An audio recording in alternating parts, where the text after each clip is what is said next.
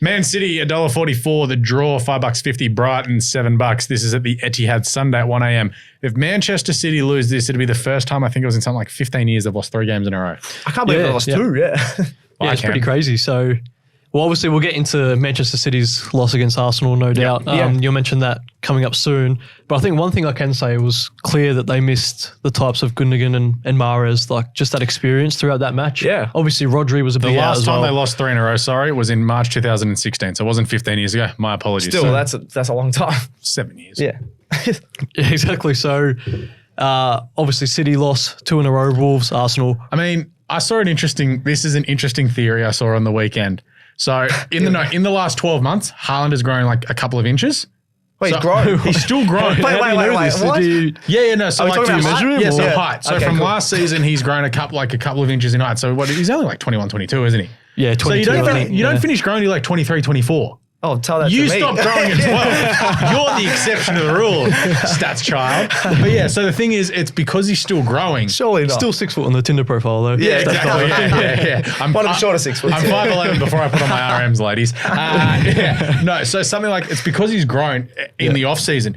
It's those little micromanagement things that your body's still got to get used to, like with your balance and your power and everything. So there's all little things you've got to adjust to when your body's that size. But he's a robot though, so I mean, yeah, I know. But it's just he just had upgrade in the lab. I don't think he's actually growing. Yeah. Yeah, but so if it does make sense if like something's a little bit disproportionate compared to last season because he hasn't scored.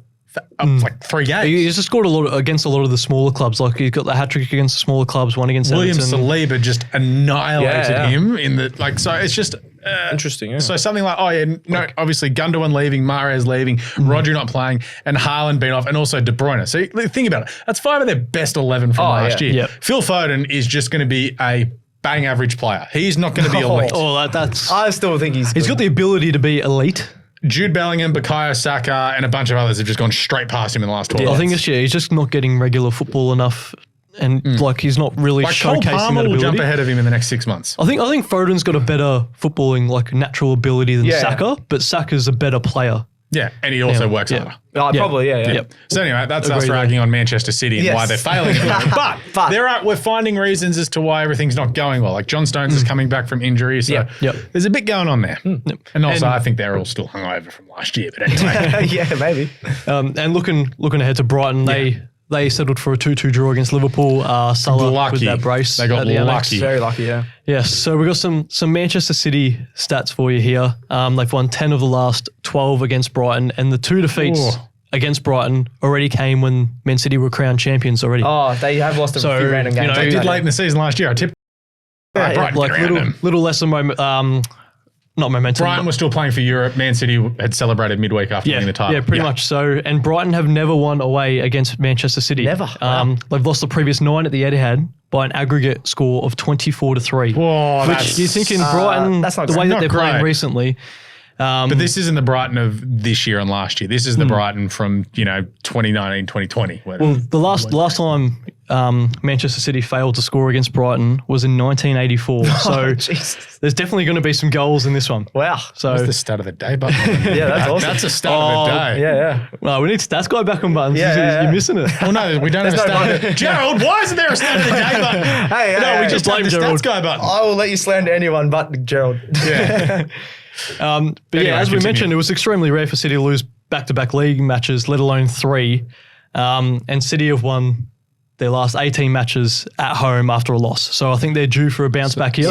Because both of the 2 games have been away as well. Yes, correct, yeah.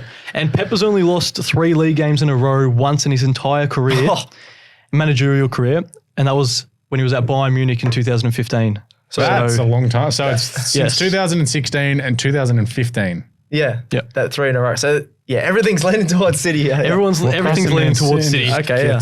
Before a bet here, Ladbrokes. Yeah, continue. Sorry. Yeah. Over 3.5 goals at $1.94, which is hit in all of Brighton's 8 matches this season. Oh, I didn't know that. So 3.5 goals. All of their matches. Jeez. Yep. That's $1.94. And Foden as well, I'm going to go for anytime. We just mentioned him before, $2.80. I didn't scroll down the right sheet. He's got a good record against Brighton, actually. He scored in 5 of his last 6 Premier League games against Brighton. Wow. So that's not a bad record there at He's absolutely $2.80. going to score now. Yeah. $2.80. That's awesome. So considering all those stats that I mentioned above, I'm going to go for City in this one. For $1.44, that's a decent multi-value. Yeah. Multi-ad. It's because, surprisingly, they've lost a couple in a row. You got to go City there, especially at home. If this was at the Amex, I would be leaning towards a draw, but because it's at the Etihad, I'm going to go City as well. Imagine what you could be buying instead. For free and confidential support, call the number on the screen or visit the website.